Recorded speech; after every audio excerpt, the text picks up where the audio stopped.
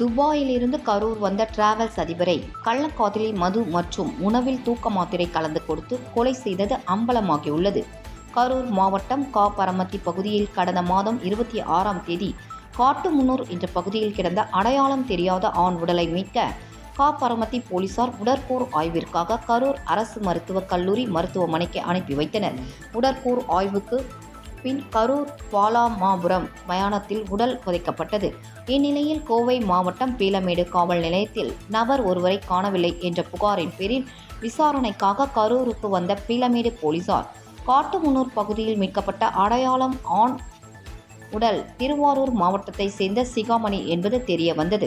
இதையடுத்து உடலை தோண்டி எடுத்து போலீசார் நடத்திய விசாரணையில் சிகாமணிக்கும் கோவையை சேர்ந்த சாரதா என்பவருக்கும் கள்ளக்காதல் இருந்து வந்ததும் சிகாமணிக்கு சாரதா கொடுத்த 6 லட்சம் ரூபாய் பணத்தை திருப்பி தராததால் மது மற்றும் உணவில் தூக்க மாத்திரையை கலந்து கொடுத்து கொலை செய்தது அம்பலமாகியுள்ளது. இந்த கொலை வழக்கில் உடந்தையாக இருந்த தியாகராஜன் என்பவர் கோவை நீதிமன்றத்தில் சரணடைந்த நிலையில் அவரை காவலில் எடுத்து போலீசார் விசாரணை நடத்தி வருகின்றனர். சாரதா மற்றும் சிலரை தேடி வருகின்றனர்.